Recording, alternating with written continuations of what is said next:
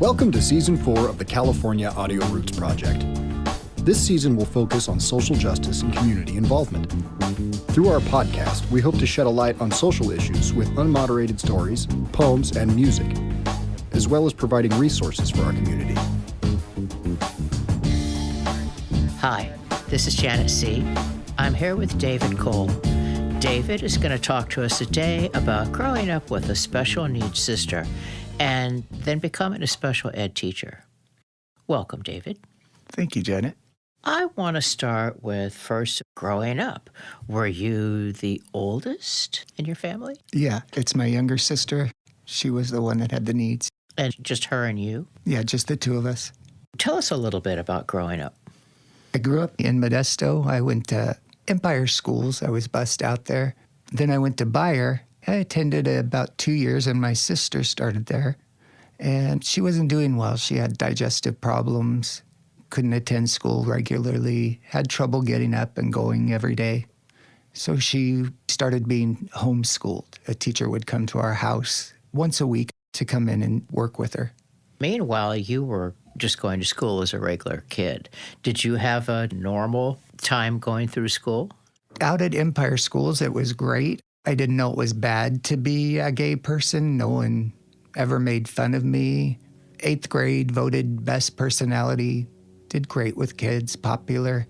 I went from Empire to Bayer High School, and it was much bigger, a lot more sophisticated from Empire country kids out in the countryside, mostly migrant workers, farmers. Going to Bayer in Modesto and finding out that the kids had different standards. They didn't like the way I acted. They didn't like that I was a sissy. They didn't accept me for who I am. And it was shocking because I had never dealt with that all through school until high school. I would have people yelling names at me when I didn't even know what it meant to be gay, a fag. They would yell that, shout it at me as they passed. There were boys who would hit me while I was opening my locker. They would just come up behind me and hit me. They'd strike me from behind and keep walking and laughing about hitting the fag. Not only were you dealing with this thing that kind of hit you out of the blue, but you were also trying to deal with helping your sister. So you would go home, and would you help her with her schoolwork? I would ask her about her schoolwork. I was always pretty good at academics. I did fine. So I'd ask her if she needed help. My mom would ask me to check on her, and she would really not have any work. It seemed that the teacher would come in just for a social visit and not really do anything about the academics. I think she would be there maybe an hour a week. I remember she never had math homework, which is always weird to a kid in high school. Where's your math homework? You got to need help with that. Right. You have it every single day. So what did your sister do? She stayed at home and didn't do a lot. She felt she couldn't go anywhere. It seemed that the more she stayed home, the more she wanted to be home, to feel safe and protected. She was never really challenged, never pushed to do any work, do anything she didn't know about or explore things. She was very sheltered at the homeschool. Did she have a computer? No computers yet. Oh. We were back before computers. She didn't have papers, computers. She really did nothing. They didn't do much except check in, I guess, to make sure she was still alive. And so she just watched a lot of TV. Sat around and watched TV. This was a smart person. Yeah, she didn't have any special needs academically. It was physical. She just happened to have a physical condition that kept her more homebound. So you had a lot on your plate in high school. How did you deal with the bullying and all that? Did it affect your academics? Yeah, as I was saying, I didn't have any trouble academically. I'd always done fine all the way up to high school. Then it started to interfere with my desire to attend. I didn't want to be hit. I didn't want to be called names. And I got to the point where I expected it daily. I went to a counselor eventually and asked him for help. And he invited my mother down so that we could talk about it. At that time, he decided it would be better for me to be in a special ed class than to be worried about being hit. Instead of thinking about the boys coming to hit me, he thought putting me in a special ed class was the answer. So how did that go? It didn't go well. I don't think that there were teachers at that time in special ed that were trained to deal with many emotional issues or academic issues. The students seemed to just be playing in class, flipping desks, jumping around and playing. I lost interest. I wanted to take the high school proficiency exam and get out of there. So did you? I did, and I passed it the first time and went to MJC and made up the time that I had lost there. Wow. So you got out when you were a sophomore? I was a junior. I was about 16. That's great. So you went to MJC with a high school exit exam, so then you just went right into junior college. I worked for about a year and a half, then decided I needed to go back to school. If I wanted to have a secure future, I needed to get an education. Your sister, how much younger was she? 2 years. 2 years. During all this, you were still at home and you were still trying to stimulate her, but at some point she probably loses interest. Did she ever graduate from school? She never graduated from school. She lost interest. It didn't seem to be any reason for her to pay attention or any reason for her to be there. She was bored, disinterested, wasn't intrigued by anything, wasn't made to feel curiosity was a good thing. Right. Wasn't taught how to learn. What did you study when you went to MJC?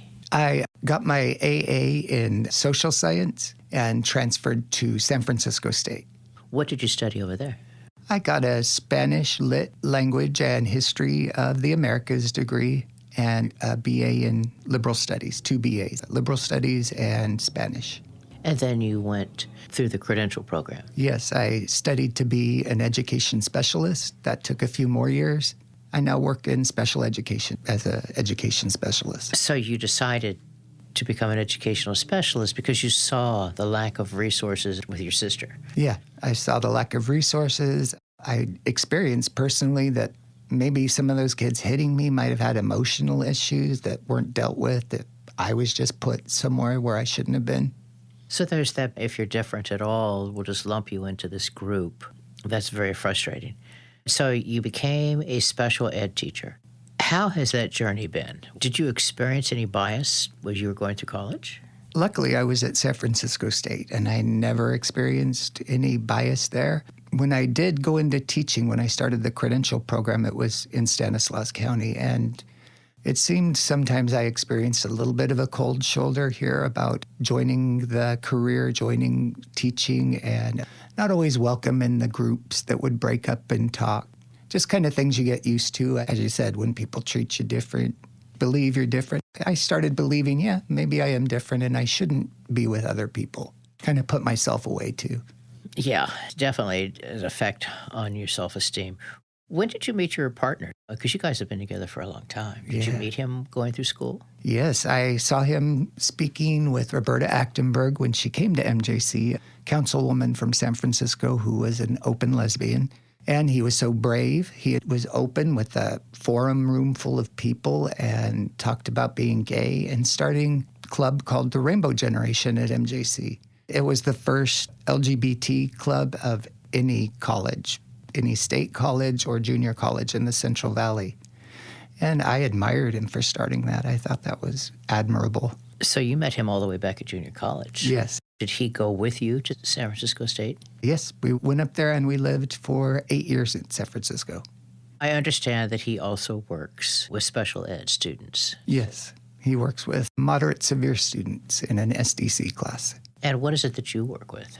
I work with mild, moderate high school kids, teaching algebra support and Algebra 1A, just getting them through their algebra so they can graduate. Oh, I have a soft spot for algebra. I just love algebra. It's just fun.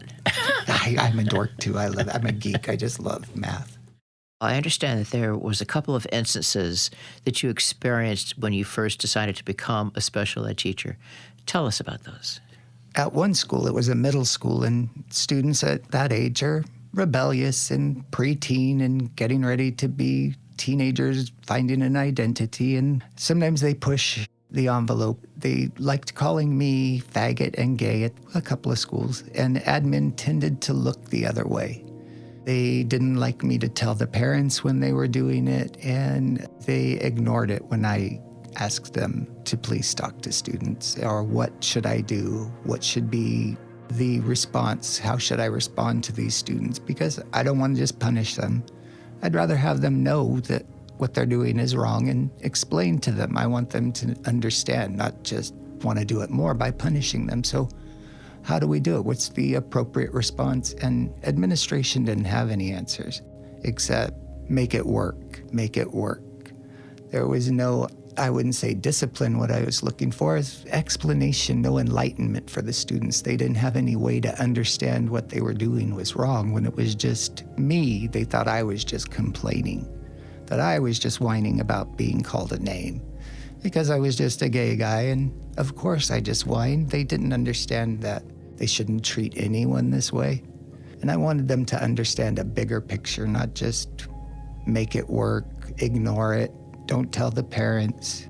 If I have to, write them a referral and let them go sit in the office. I wanted to talk with their parents, talk with them, and explain that this would hurt them in their future if they continued to treat people this way. Well, because something like that, especially in a special ed environment, it just feeds. It feeds off of each other and just grows.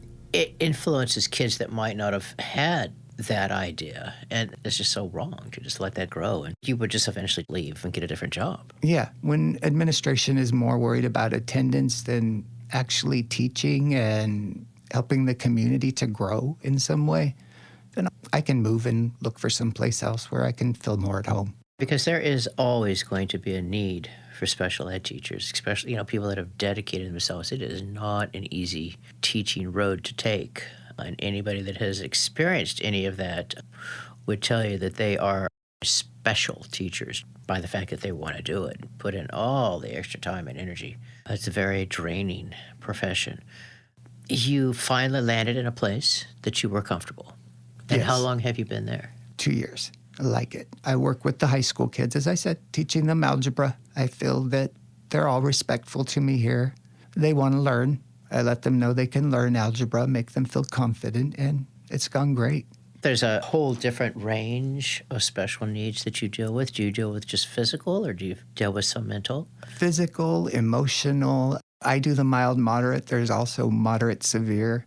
Many moderate, severe students stay in an SDC class, a special day class, and come to the general ed every now and then if they can push in for PE, if they can push in for a social science class. Then we like them to go participate with their peers in general ed.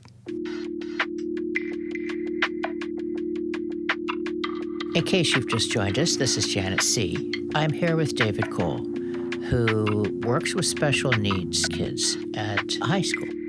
David, can you go in depth a little bit about some of the special needs cases that you come across? It's a variety of students. They're treated individually. Each year we have an IEP meeting, an individual education plan. I meet with the parents, the administrators, any services they might receive like speech, occupational therapy, adaptive PE. We try to meet once a year to look at what the student needs, to have goals, to plan out the goals, to have their service minutes, how many minutes they'll be with the speech pathologist, how many minutes they'll be with me, receiving specialized academic instruction. It's all decided annually. We can always go back and amend it, change it, but it's an annual event to have the IEP, meet with the family, meet with all the service providers. And I have a variety of students in mild, moderate. They might have emotional issues. Some have had PTSD from abuse, from experiences in life that weren't great. So it gives them emotional issues to deal with that would cause other problems, other challenges like self-injury, trying to not be around people if you're uncomfortable emotionally, trying to avoid too much public appearance. They want to be left alone often and do anything they can to be left alone. So one of the things I do is called a replacement behavior. Find why they're behaving that way. Why are you trying to get out of class? If it's always just to get attention, I find another way to give them attention and let them earn that way of getting the attention and not pay attention to the little issues they're having. So it's just finding why they're doing it, what's the function of their behavior, and then finding something equivalent to replace it with a lot of times and help them get to their learning away from the emotional issues. Other times it could be what's called a specific learning disability. They could be Mine are mild, moderate, so they're never more than maybe 2 years behind. That's a specific learning disability.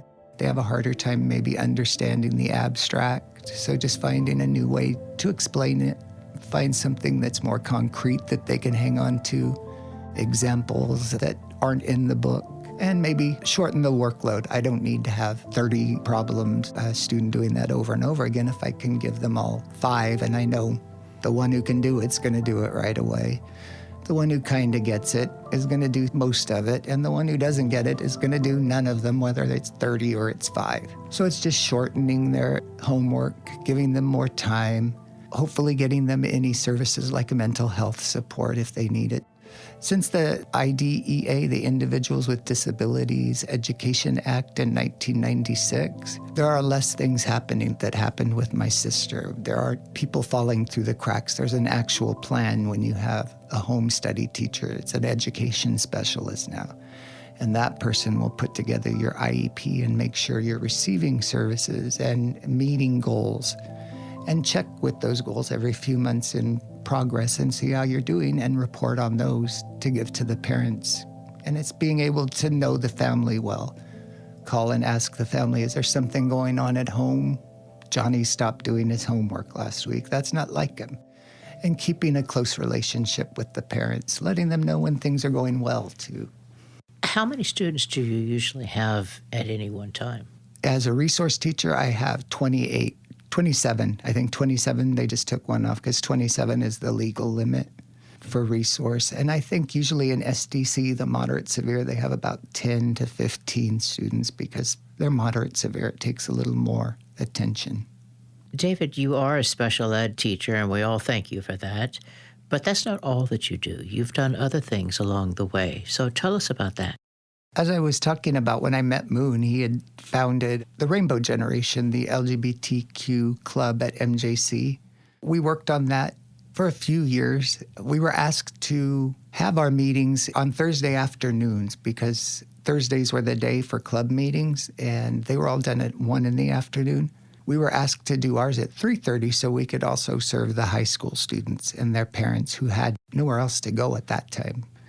So we had the parents coming to Rainbow Generation. We had students from high school coming. We wanted to offer a place for as many people as we could to support one another, to be kind to one another, have answers for one another, because everybody knows something that the other person doesn't know. They can share and support.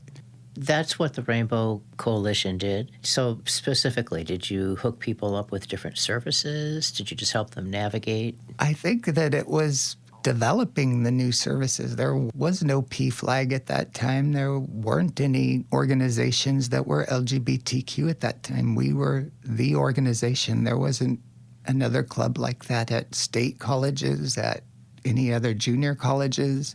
Were you able to take your ideas to the administration and have action taken? Yes. At one time, the administration wouldn't pay, they wouldn't help the disabled students, which is another reason I got behind special ed.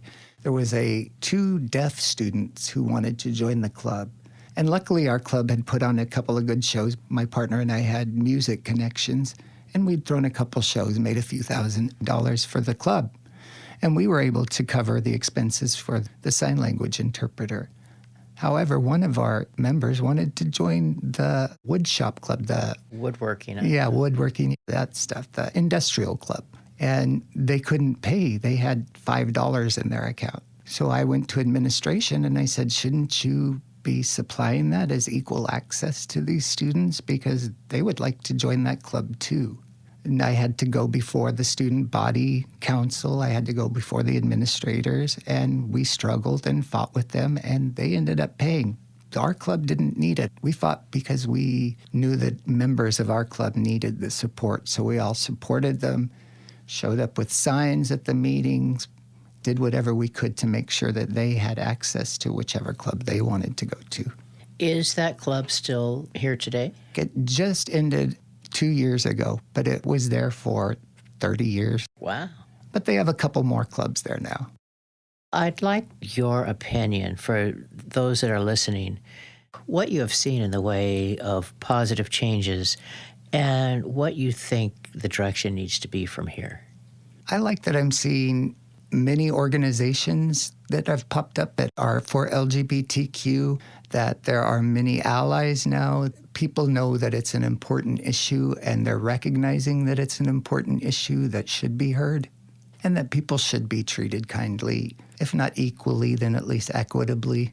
And I'd also like to ask you that same question when it comes to the special ed and the special needs. Having grown up with a special needs sister and seeing that she didn't receive really an education or the services that she should have gotten, and then being a special ed teacher yourself and seeing where you're at today, explain to us some of that difference.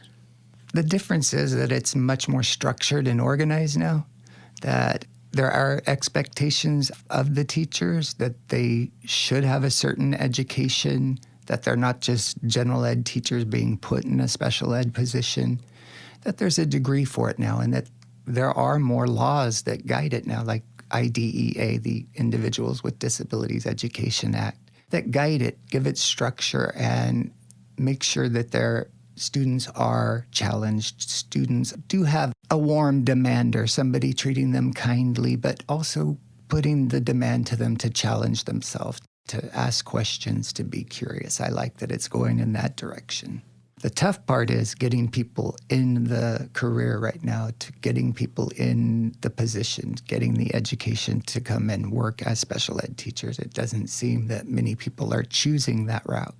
Because the pay is a little tiny bit more than a regular teacher, but really not that much, huh? Not much more, and you are a teacher as well as a caseworker. There are the IEPs and the legal documents and everything that has to be completed in a timely manner. There are timelines, there are expectations. It's all legally driven. David, I'd like you to talk about what you think might help the field in general of special needs education. I think that people might be more attracted to the field if it was better pay, better conditions at work. Not only are the teachers not paid as well as they should be, because it's just a little more than a general ed teacher, not much more, but also the aides, the people who work in the room with us. I think they make less than people who work at McDonald's. So it's hard to get people to come in and help us work in these classes where our aides have to be kind, flexible, great thinkers, diplomats, and they're not receiving the pay that they should, that would attract them to help us. So I guess in the special ed world, they need more support financially, more support from administration, and more support from parents who would like it to be a better service for their students, for their children. Also, I'm finding in the LGBTQ world that there are many more organizations and more people who are supportive, but there isn't a lot of room for disagreement. There is the thought of the day, and you do not sway or disagree with that thought, which concerns me. When we ran the Rainbow Generation, we did it with the idea in mind that we want to hear different thoughts. We want to hear from the people we haven't heard from. We want to know if our deaf members want to join another club. We want to know the ideas from the parents. We wanted to know everybody's ideas and concerns. It seems now that the LGBTQ get caught up in focusing too closely on something and don't want to hear any other opinions. They don't like differing opinions right now.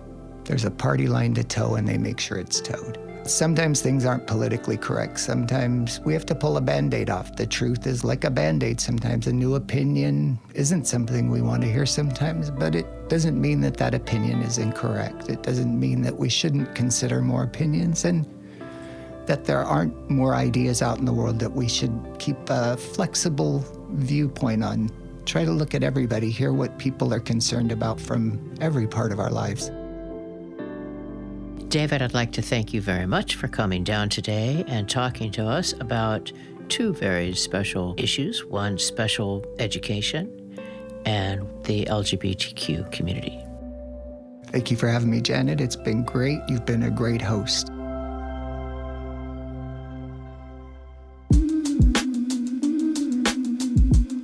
This program has been brought to you by the California Arts Council and KDA Creative Corps.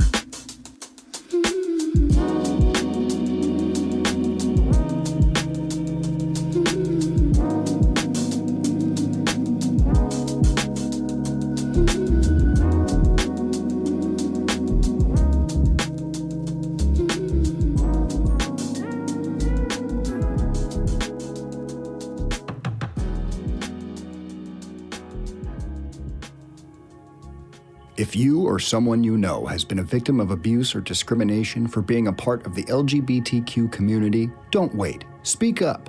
There are many resources at your disposal to help you reach out and connect with your peers all within the Modesto area.